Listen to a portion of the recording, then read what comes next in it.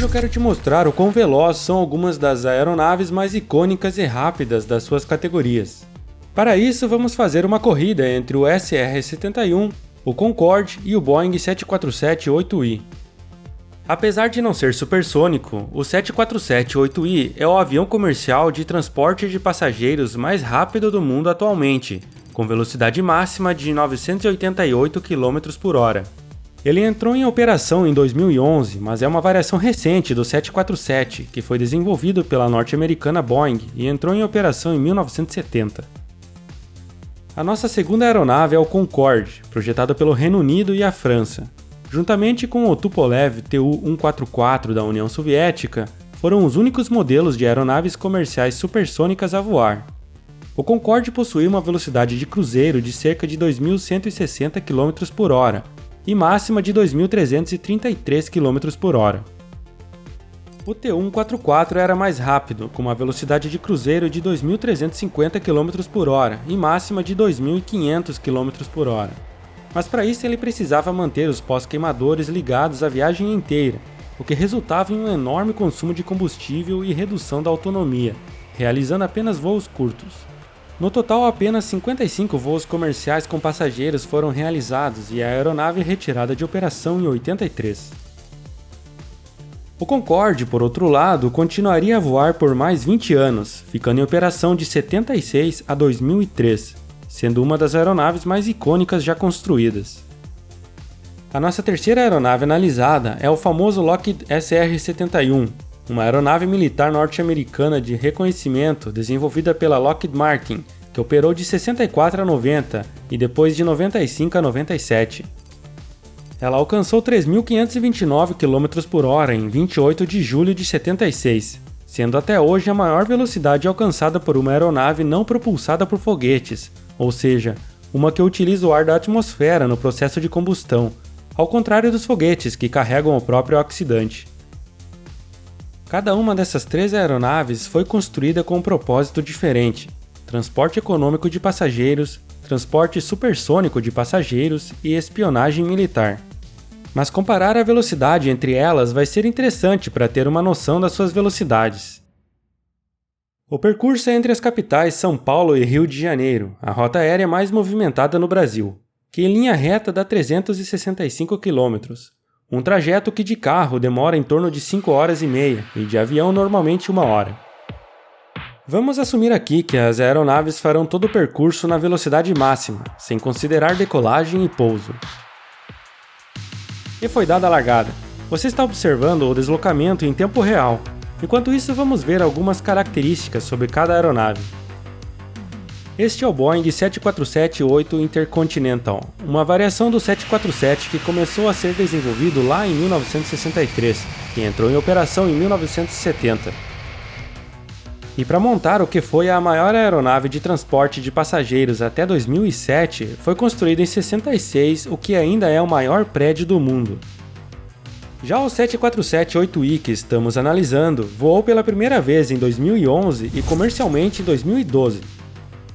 Ele tem 68,4 metros de envergadura e 76,3 de comprimento. É uma aeronave de ultra alta capacidade de transporte, podendo levar até 410 passageiros, mas foi projetada mais em função do alcance do que da capacidade, podendo voar mais de 14 mil quilômetros, o que permite alcançar praticamente todo o globo. Você poderia ir de São Paulo até a Austrália sem paradas. Ela possui 4 dos modernos motores turbofan de INX 2B67 da General Electric, que possibilita uma velocidade de cruzeiro de Mach 0,86, cerca de 920 km/h, tornando ela a aeronave de passageiros mais rápida atualmente, tendo ainda uma velocidade máxima de Mach 0,92, cerca de 988 km/h. Só para ter uma perspectiva melhor, voar na velocidade máxima dele a 500 metros de altitude seria mais ou menos assim. Ele consome em torno de 11.350 litros por hora, o que dá uma média de 28 litros por hora por passageiro. É uma média muito boa. Mas o surgimento de aeronaves de longo alcance com 2 motores, que são mais eficientes, tirou a principal vantagem do 747, que era justamente o alcance. O que é o caso do 777-9 da própria Boeing, ainda em fase de testes, que é para ter uma média de consumo de combustível por passageiro menor que o do 747 e um alcance de 13.500 km. Mas o 747 já fez história, sendo uma aeronave em operação desde os anos 70, competitiva após mais de 50 anos, com o 747-8i sendo atualmente o avião comercial de transportes de passageiros mais rápido em operação. Vamos dar uma olhada como está indo a corrida. O 747-8i já se deslocou 43 km, o Concorde 101 e o SR-71 153. Agora aperte o cinto porque vamos a mais de 2 vezes a velocidade do som. A França e o Reino Unido começaram os projetos de uma aeronave comercial supersônica lá na década de 50. O Reino Unido com o Bristol 223 e a França com o Super Caravelle. Mas em 62, devido aos elevados custos, os dois países assinaram um acordo unindo forças, dando nascimento ao projeto do Concorde.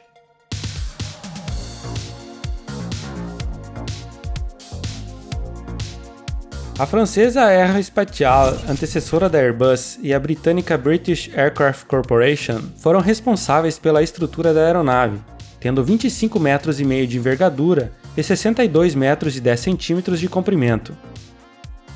Já a francesa SNSMA e a britânica Rolls-Royce desenvolveram os motores turbojato Olympus 593, com o sistema de aceleração controlado por computador. Isso permitia o chamado supercruzeiro. Quando o Concorde alcançava Mach 1,7, os seus pós-queimadores podiam ser desligados e ele ainda mantinha a velocidade supersônica.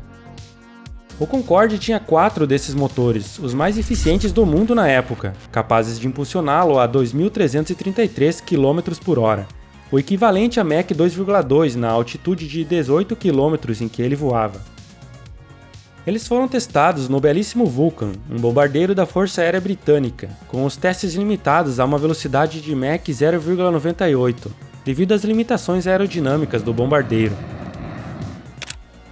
Nessa imagem dá para ver que os motores Olympus utilizados no Concorde eram bem maiores que os do Vulcan, que deram origem aos do Concorde. O Concorde voava tão rápido que a fricção com o ar fazia a ponta do nariz alcançar 127 graus Celsius a Mach 2, e o comprimento dele chegava a aumentar de 12 a 30 centímetros devido à dilatação pelo calor. Para colocar em perspectiva, voar na velocidade máxima dele a 500 metros de altitude seria mais ou menos assim. Claro que o barulho seria insuportável, sem contar com o choque do Sonic Boom. Se um Concorde ultrapassasse um 747-8i, a velocidade entre eles seria maior do que a do 747-8i em relação a alguém no solo. O piloto inclusive relatou que, de tão rápido que ele passava pelos aviões, parecia que os outros estavam voando no sentido contrário. Mas essa velocidade toda não saía barato. Ele consumia 25.629 litros por hora, uma média de 256 litros por hora por passageiro. Lembrando que no 747-8i essa média era de 28, ou seja, o Concorde consumia por hora mais que o dobro do 747-8i e levava 1/4 do número de passageiros. Isso tornava o voo muito caro. Não é à toa que o menu incluía lagosta e champanhe Dom Perignon. Uma passagem de Londres para Nova York com o Concorde custava em 2003 em torno de 4.600 libras, o que dá 7.327 libras atualmente, cerca de 53 mil reais. Atualmente, esse mesmo trajeto com um Boeing 747 ou um 777 custa em torno de 2.800 reais. Não é à toa que o Concorde só tinha primeira classe. Vamos dar uma pausa nas análises porque após 6 minutos e 12 segundos de voo, o SR-71 chegou ao seu destino no Rio de Janeiro. É tão pouco tempo que mal apenas dá para preparar um café. Lembrando que um voo normal demora 1 hora. Bom, enquanto os outros não chegam, vamos continuar a análise. O Concorde era caro, mas já chegou a fazer o trajeto Londres-Nova York em 2 horas e 53 minutos, enquanto que um 747 demora em média 8 horas. Mas dando o devido mérito, no início de 2020, um 747-436 fez esse trajeto em 4 horas e 56 minutos. Ele foi impulsionado por uma forte corrente de ar, mas ainda assim foi um recorde para aeronaves subsônicas. O Concorde foi certificado para carregar até 128 passageiros e 9 tripulantes, mas dificilmente operava com mais de 100 passageiros. Já o alcance era em torno de 6.670 km, o que era impressionante para uma aeronave supersônica. Mesmo sendo extremamente caro, o Concorde conseguiu encontrar o seu nicho, ficando em operação de 21 de janeiro de 76 até 24 de outubro de 2003, mais de 27 anos, com a sua construção avançando em décadas a indústria da aviação. Agora vista o seu traje pressurizado, porque vamos de Mach 2 para Mach 3.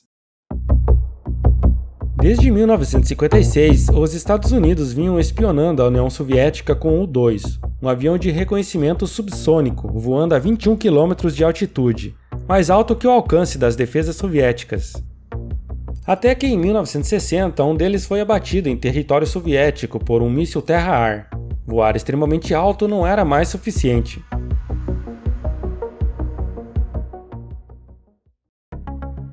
Mas um sucessor para o U-2 já estava sendo desenvolvido pela Lockheed, o Arcanjo, com a versão final sendo o A-12. Para penetrar a cortina de ferro, enganar a sofisticada rede de radares, os mísseis terra-ar e os poderosos MiGs 19 e 21, a solução seria quebrar recordes de velocidade, de altitude e integrar as primeiras tecnologias stealth para reduzir a seção transversal de radar. O sucesso dos A-12, construídos para a CIA, e suas variações YF-12A, que eram protótipos de interceptadores, e os M-21, que carregavam um drone, incentivaram o desenvolvimento do SR-71, projetado para obter informações em território inimigo, tirando fotos à distância com as suas câmeras superpoderosas, além de registrar dados com seus radares e capturar frequências de rádio. Esse conjunto de aeronaves ficou conhecido como os Blackbirds, por causa da pintura preta, utilizada para baixar a temperatura em mais de 30 graus. Ao contrário dos modelos anteriores, o SR-71 possuía dois cockpits, o frontal para o piloto e o traseiro para o oficial de sistemas de reconhecimento. Ele também carregava mais combustível, tendo maior alcance, além de ser também maior em tamanho, com 16,95 metros de envergadura e 32,74 de comprimento. Enquanto isso, após 9 minutos e 23 segundos, o Concorde chegou ao seu destino. Já o 747-8i ainda não está nem na metade do percurso. Bom, voltando ao SR-71, os motores eram dois poderosos turbojato Pratt & Whitney J58 com pós-queimadores. Eles tinham esse cone no nariz que era móvel, o que permitia direcionar o ar de maneira bem precisa, desacelerando também as ondas de choque até velocidades subsônicas. A partir de Mach 1,6, o cone começava a se recolher para dentro do motor à medida em que a velocidade aumentava.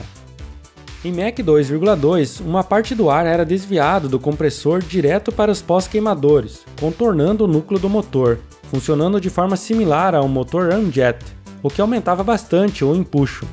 Basicamente, o motor variava de um turbojato para um turbo ramjet, o que fazia ele ter maior eficiência em Mach 3,2, que também era sua velocidade de cruzeiro, cerca de 3.400 km/h, a 24 km de altitude. A velocidade não era limitada pela potência dos motores, mas pelas restrições de temperatura de 427 graus Celsius na entrada do compressor do motor. Lembra que a ponta do nariz do Concorde alcançava 127 graus Celsius em Mach 2? A do SR-71 alcançava 300 em Mach 3. Para aguentar as temperaturas e estresse extremos, 93% da sua estrutura era feita de ligas de titânio, que também era relativamente leve. Curiosamente, na época, a União Soviética era a única capaz de fornecer a quantidade de titânio necessário, justamente o principal país que eles pretendiam espionar. E eles conseguiram através de várias empresas fictícias montadas pela CIA. Até um combustível especial foi desenvolvido para aguentar elevadas temperaturas, o JP-7. Fica até difícil de imaginar como seria voar na velocidade que ele alcançava. Em 1976, um SR-71 bateu o recorde de velocidade, alcançando incríveis 3.529 km/h.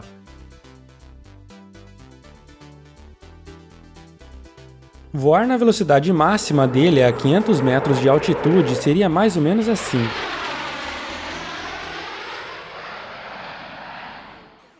Se um SR-71 fosse ultrapassar um Concorde, ele passaria pelo Concorde mais rápido do que um 747-8I em relação ao solo. Apesar de possuir contramedidas eletrônicas que confundiam os radares, ele era tão rápido que a principal contramedida defensiva era acelerar. Nem mesmo os poderosos MiG-25 conseguiram interceptar os Blackbirds. Eles até alcançavam Mach 3, mas apenas por alguns minutos e não horas, além de também não conseguir alcançar as elevadas altitudes do SR-71. Mas com o avanço dos satélites de espionagem e dos sistemas de defesa antiaérea, o SR-71 acabou perdendo seu propósito, e a sua operação ficando muito arriscada. A Força Aérea dos Estados Unidos operou eles de 64 a 90 e depois novamente entre 95 e 97. A NASA também operou entre 91 e 99.